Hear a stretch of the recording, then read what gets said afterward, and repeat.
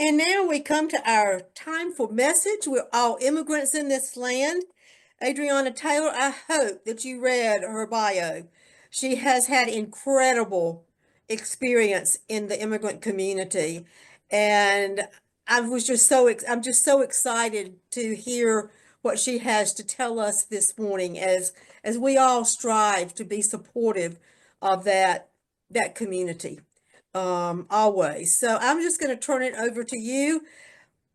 Share with us what you have on your heart this morning.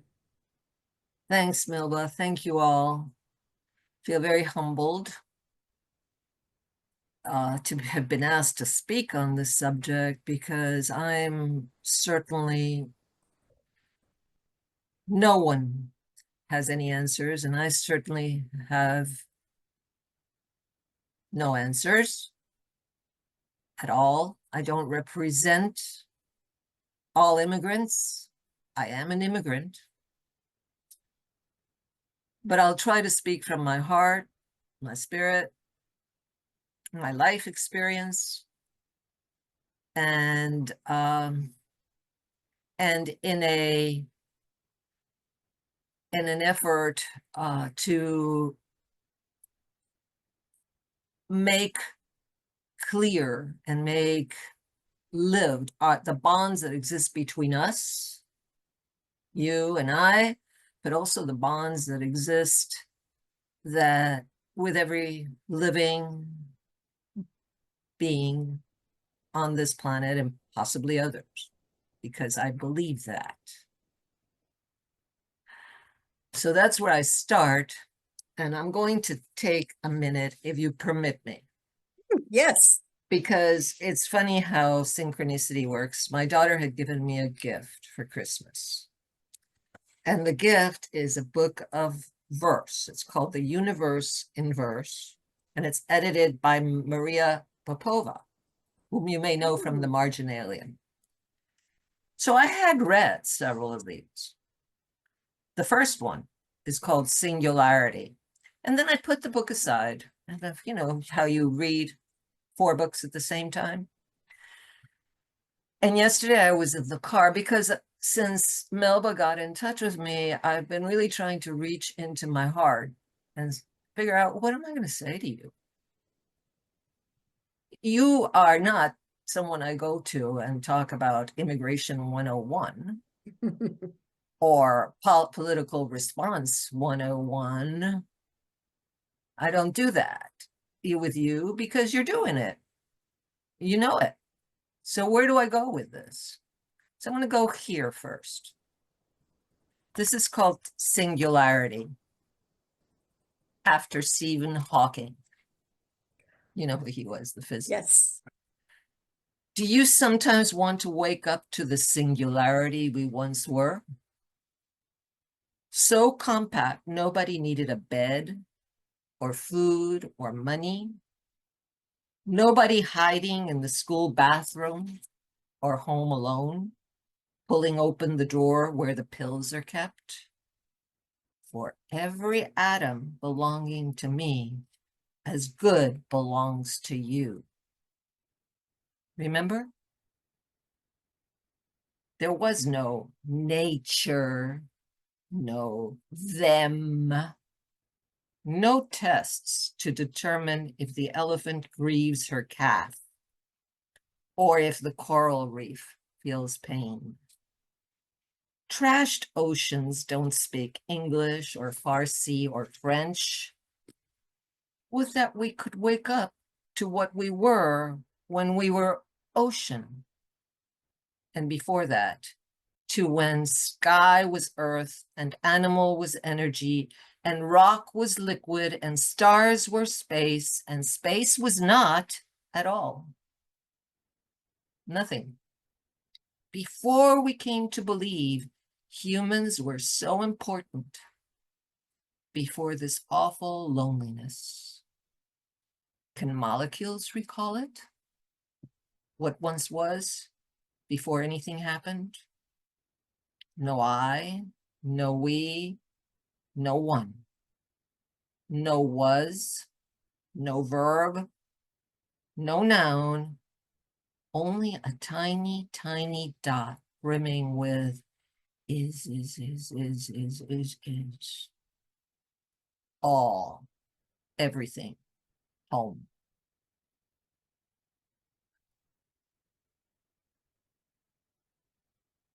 That's where I'm coming from. That's where I'm coming home from. We're here, we've got form, we are ocean, we are human. We live amongst trees, amongst animals, amongst amoeba, amongst others. But we've lost our connection. We've lost our connection. And so I've come to the conclusion that apart from all the things we have to do with our hands and our brains, which are make the 5 calls, stand outside the senator's office, block ICE, possibly form human chains that block ICE from entering certain premises, etc. I mean, you name it. There's lots of things. We saw it in the Freedom movie. Well, I think the first thing we have to do is, or the thing we have to do in tandem, but the most important thing is this reestablish connection. And it's not just connection with immigrants, because like you said, Melba, everything is part of a system. What we call our immigrant problem is part of a much larger systemic problem. It's how we've designed the world, how the world has designed itself over millennia, the us versus them mentality, the who has the power, who does not have the power, who shall we let in, who shall we use for our benefit, what shall we give them, what crumbs shall we give them to. So it goes a lot further than just dealing with immigrants, as we know. So I believe that all of us, including the immigrant advocacy organizations, have to work beyond the political sphere. We have to work way beyond that, because the political means, the issue chasing, dehumanizes the people we are talking about.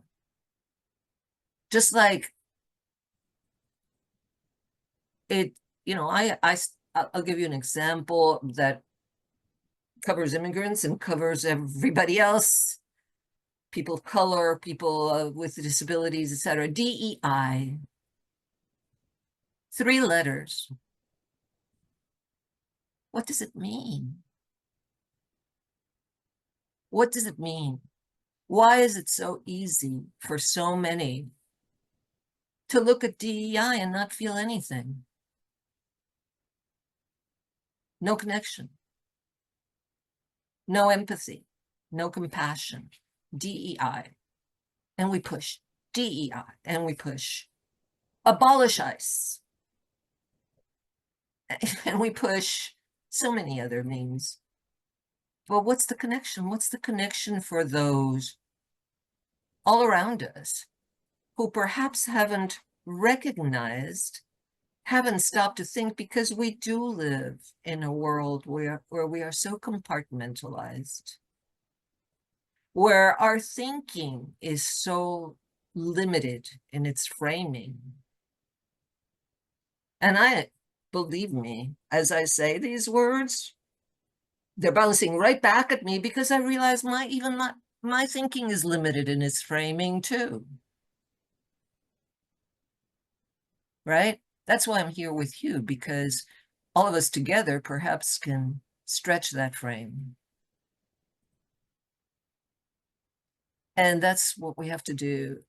And what's what I find myself wanting to do and trying to do with my spirit, my actions, stretch beyond this, stretch beyond what I know about even immigrants, about people of color, about poverty in this country, about issues of gender. I want to make contact. I want to make contact with people so we reestablish the principle of humanity first. Humanity first. Who are we? I'm going to say something that will probably fall like a bucket of cold water, because it even does inside my heart to some extent, because I'm not that good. You know, if I had to sit in front of Trump or Musk,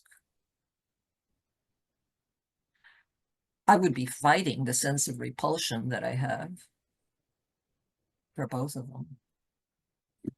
But you know what? They are human beings. They are human beings that live a perspective that is, in our view, twisted and dangerous and ego-driven and selfish. But there's somewhere is the spark. Somewhere in the heart is that spark. And it is not up to me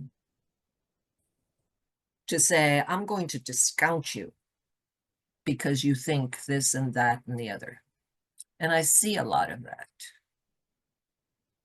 I see it amongst extended family members. I have I don't know, I don't even know what this relationship is. My son-in-law's sister, who is vehemently vocal online on Facebook and has been for years. And her views and mine are identical, but the way she thinks of the people behind these views is rather, it's painful, because my sense is we have to look in the mirror. If we're doing the same things that we dislike in other people and that we feel wounded by and hurt, and I'm not even using the right words, mortally threatened by, then we have to make sure we're not doing the same thing. And so one of the things that I have always said, and I know that this is a really tall order, and maybe I am just a ridiculous idealist. Maybe I am. Maybe I have no sense of reality. Maybe I should limit myself to going to vote every so many years and go about my life and just think of the things that make me happy. But I can't. And so I think, what if I have to sit in front of Trump or my neighbor across the street or someone I meet down the road and talk and exchange and connect? Where would we be coming from? Do I sit there and argue about, did you steal the vote? I mean, there is a level to deal with that. There is a level. I'm not driving that level off, but I think we have to go beyond that now too. And amongst the people like us who have many shared values, are there enough of us working together? Are we visible? And that visibility is something that has really been on my mind. We have Zoom, and I can guarantee, I'm not going to assume it, that there are many groups like this one meeting through Zoom this morning, every day, every day of the year, every hour of the day. But we don't see each other. And we don't know each other. It's not visible. But look at the media. First, before I go there, look back at that movie, that documentary clip we saw at the beginning. What was so apparent there was the visibility of people. People were out there. People were out there with their hearts and their bodies at risk. It was for real. And there were allies as well. Well, in this case, it's going to be really hard to get the immigrant people out there.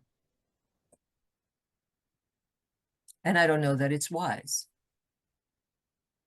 to ask them to, unless they go of their own free will with all the risk and the vulnerability. But I think that those of us who at some level believe in human rights, who believe, maybe we've never even thought of human rights in all of its connotations. Maybe we've thought of, I just don't like to see people mistreated. Or I don't like the idea that this is happening in the United States. Or there's something off and I can't just sit at home. Maybe we have to bring some of these people in. I think we do. I think we have to reach out to these people. I think we have to create a visible occasions for them to come together in the streets, in the communities, and they don't have to be people of color. What I'm saying is, whose vote? Black people and people who are here for a long time are the people who carry the most weight with the vote.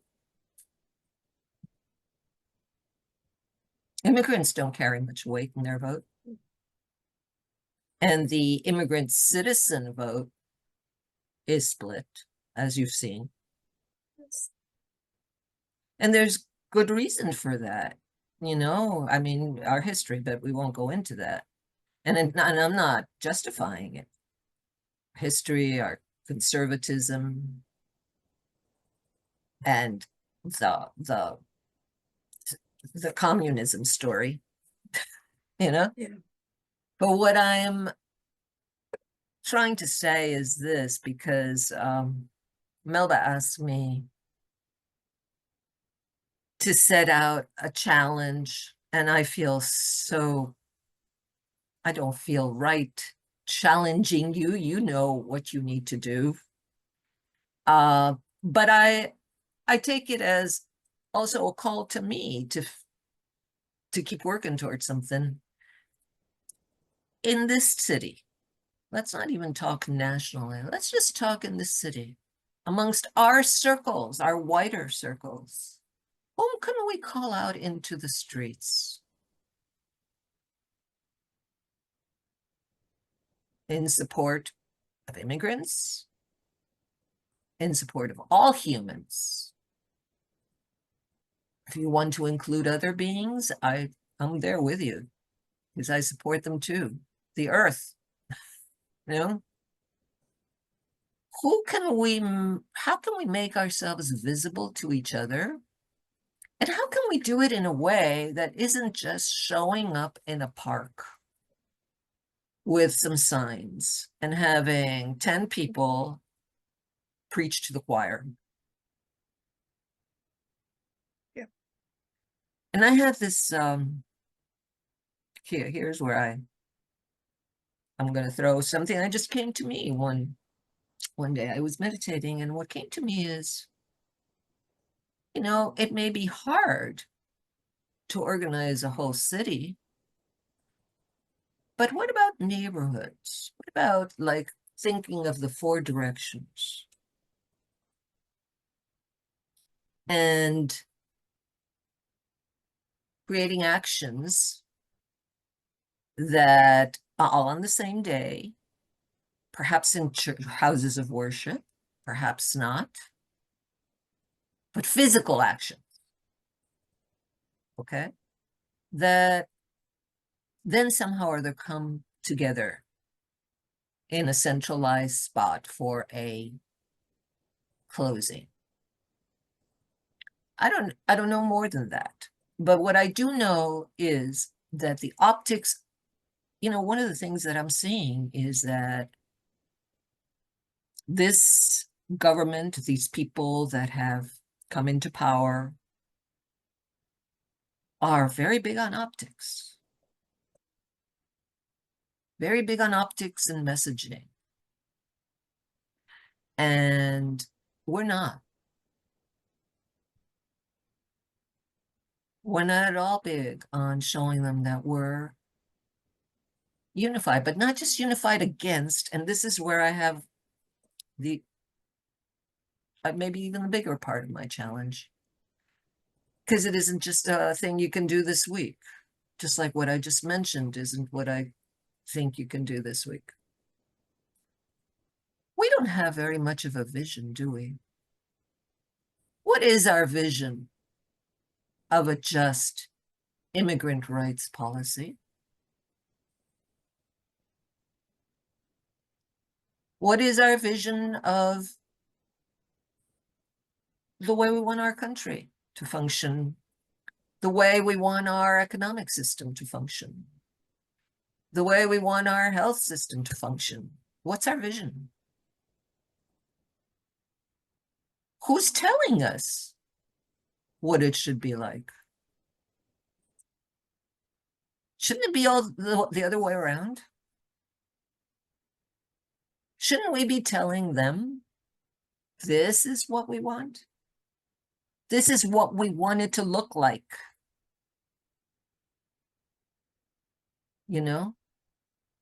I believe in voting. I vote every time I have a chance to.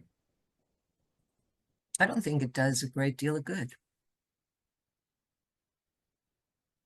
Because the people were not represented. Our voices don't speak. What? Because the people we vote for are working within a system. They can't go outside that system. The system limits them. I think. That's why I say I speak only for myself and what I I see. agree with you. I agree too. I do too.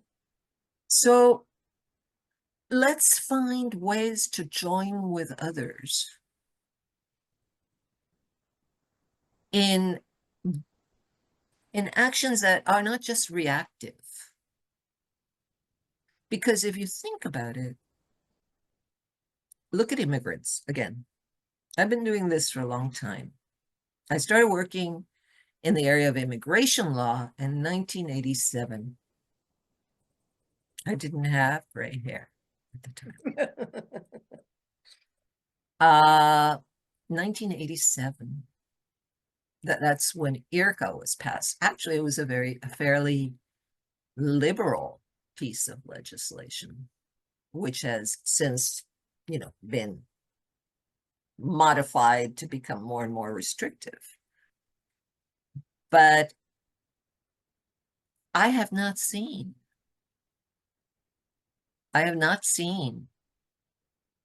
in all of those years anything other than, and in years of being actively trying to work for different immigration laws, etc., I haven't seen anything but infighting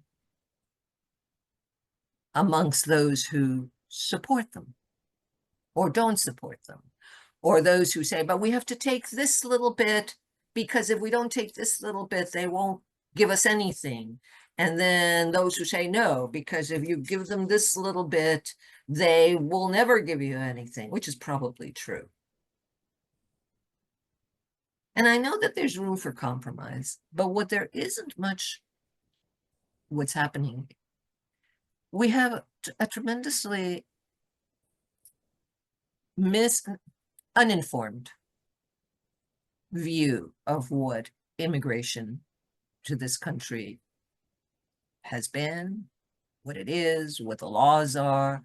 The average person still thinks, oh, you have to, it's kind of going for a driver's license, except you do it from outside.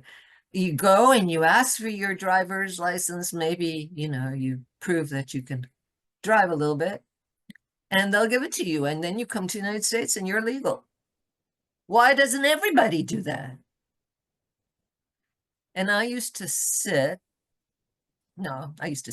better say, in front of endless groups giving that Immigration 101 course. Because people don't know.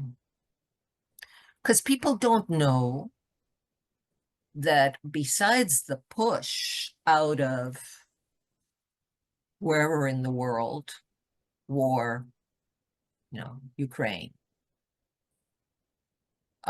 civil war, El Salvador, Sudan, repression, poverty,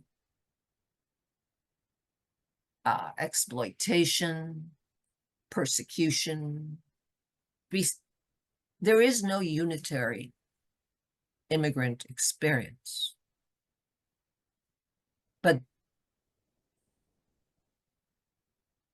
And the honest truth is this, and I'm not going to sit here and lie to you. Most immigrant flows to the United States are not due to persecution. Asylum is not the proper avenue, even though it's being used, because it's an avenue that puts an applicant in a long-term process and gets them employment authorization and buys time. Okay. There are all kinds of other reasons, the primary one being economics. But people wouldn't come here if there was nothing to come here to. There used to be signs on the border. I saw one myself in Mexico. Such and such a state welcomes you. Come work with us.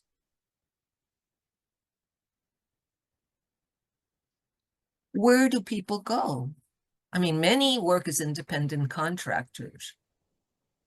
But who hires the contractors that pay the independent contractors? Have you ever seen a building built downtown?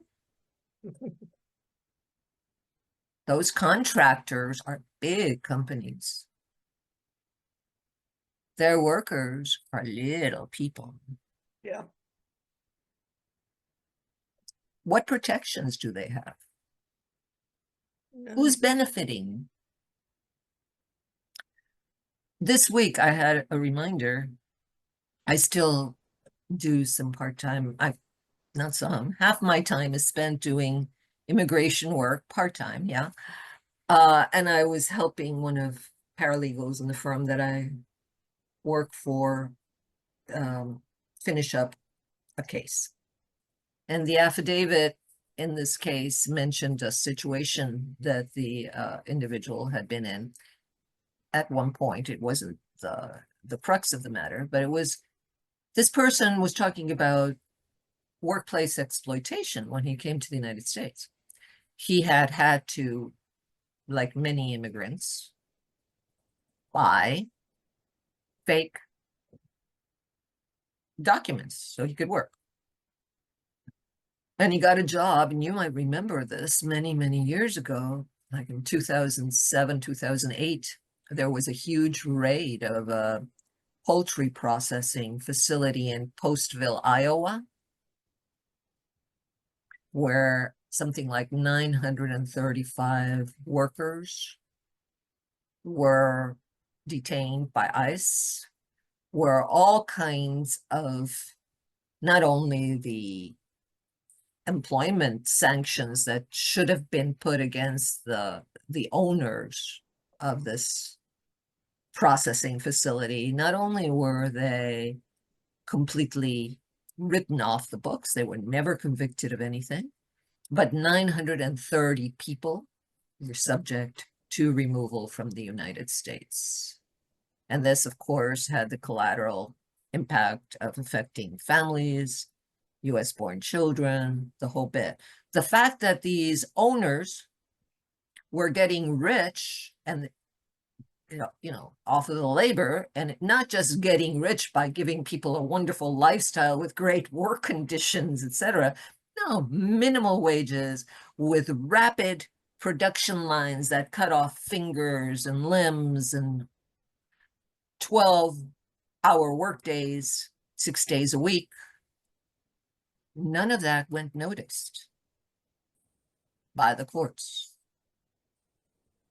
We're running out of time. So, okay, my wrap Go up. ahead. Finish your thought. Well, that, just to point that out, that we have to somehow or other,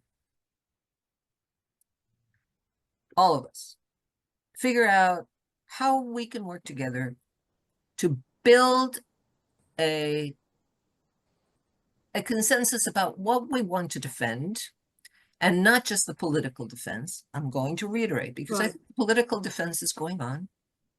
Although we should participate in what we feel drawn to participate in and how we feel drawn to participate.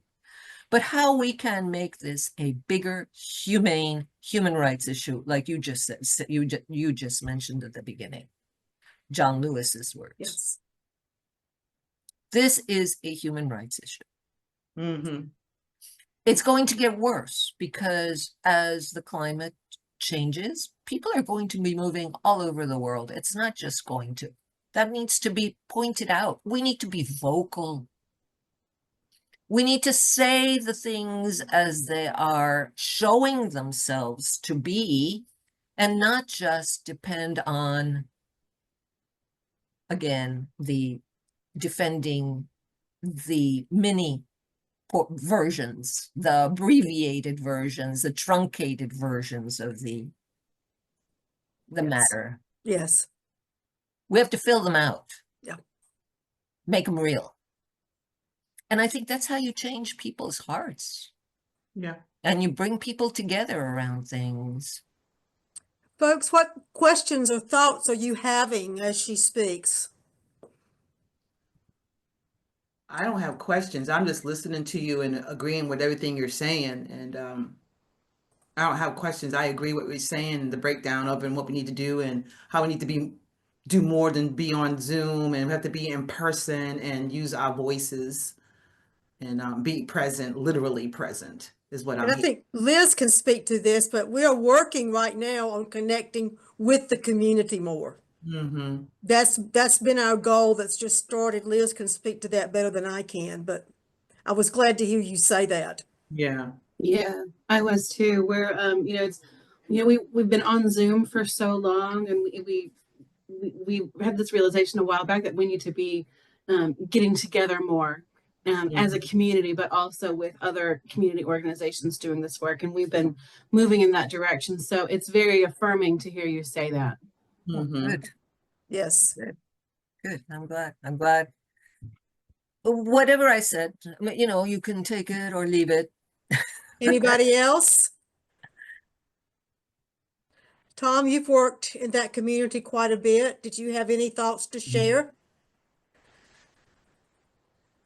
I'm not over my anger yet, Okay. Mm-hmm. and I'm still processing it. I have a neighbor who had a big Trump flag up, and I Oh, can't even no. drive down that street, and I have no interest in talking to her at this point. So I'm still holding on to my anger, and I think eventually I may move beyond it, but I just think the inhumanity of the people who are supporting the current move of this country, their lack of understanding. I don't want to talk to them right now. I'm filled with anger, and eventually I may get over it, but I'm not there yet. I'm where you are too. I'm where you are too. I just feel like we're so different from each other, and I didn't know how different we were, and that's really hurt. That friends I've had for a long time to know that they don't support immigrants. They don't want them here. I Oh, mean, it's been really hard for me to overcome, to see who they are and that we aren't the same. We don't have the same beliefs, and that's been tough. I thought of a quote when you were talking about idealists that I love, and it's hanging on on the wall in my office, and it's Carl Sandburg. And he says, "I'm an idealist. I don't know where I'm going, but I'm on my way." Yeah.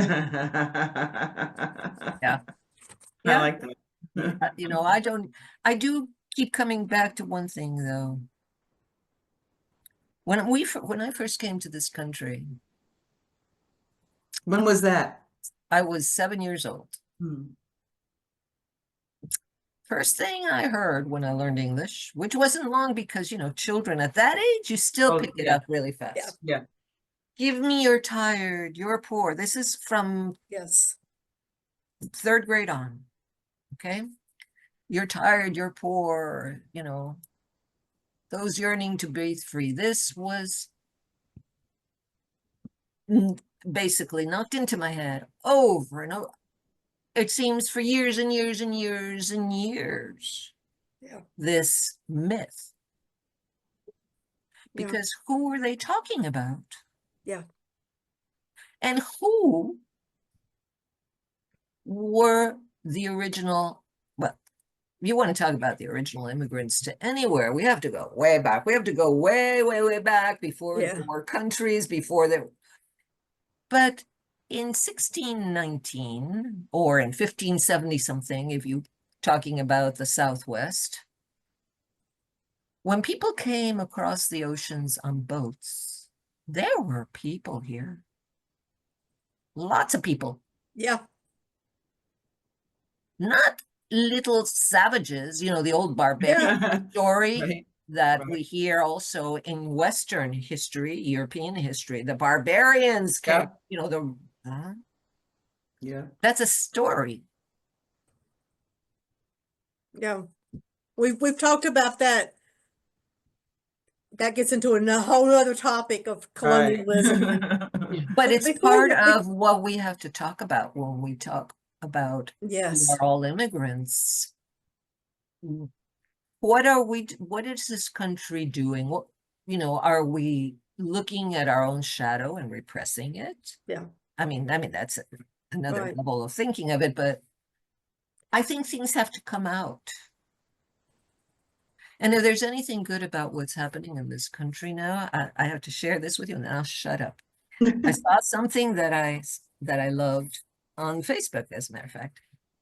This woman was talking about that she had a dream. It was the planet Earth. And the half of the planet Earth was seen to have cracked. Yeah. I don't know. And Yeah. then he said, but the light was coming through. Yes. The light was coming through. And this is part of, we have to look at this as an opportunity too. And that's Yeah. why I talk about the vision. Well, we're going to have you back another time because you have inspired all of us and made us think in different ways. And we certainly appreciate that.